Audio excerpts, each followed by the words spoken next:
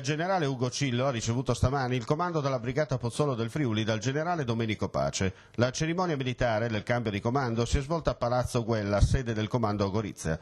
Sotto il comando del generale Pace, la Pozzolo è stata impegnata con le proprie unità nell'operazione Expo a Milano e strade sicure nel nord-est. In Libano, al comando di Italbat dell'operazione Leonte, nell'ambito della missione Unifil. Le prime parole a caldo del nuovo comandante. Guardi, è un'avventura molto bella per due motivi. Il primo è che mi trovo qui in questa città, in questa regione. È una regione viva, una città viva dove la storia e la tradizione sono molto importanti, specialmente quest'anno che festeggiamo il 100° anniversario dell'entrata in guerra dell'Italia, la prima guerra mondiale.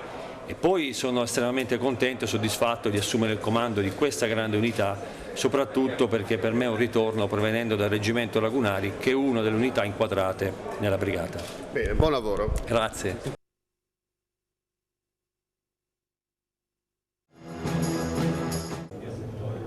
Passo!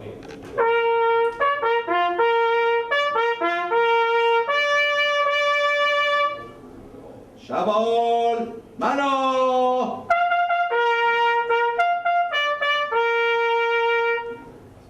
Trotto!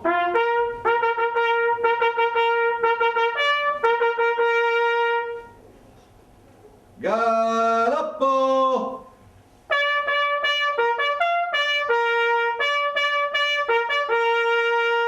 Pronti per la carica e per le migliori fortune della brigata di cavalleria e dei suoi comandanti, carica!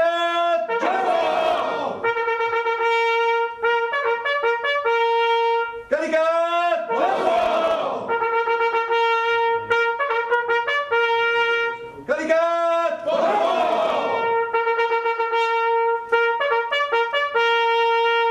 Presente alla cerimonia del cambio di comando anche il tenente colonnello Gianfranco Paglia, medaglia d'oro al valor militare, già deputato al Parlamento per capire da lui la situazione in Medio Oriente. L'Italia per adesso sta ragionando insieme alla coalizione se prolungare o meno la missione in Afghanistan, perché comunque è importante evitare di fare gli stessi errori che sono stati fatti in passato, quindi le missioni vanno lasciate solo quando si ha la certezza di aver ottenuto un risultato.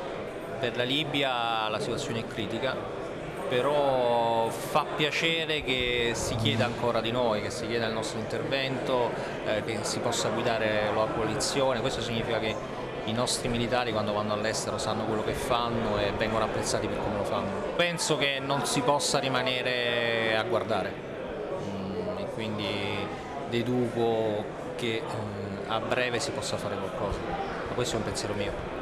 Senta, per quanto riguarda invece la Siria? Lì mi sa che rimarremo ancora a guardare.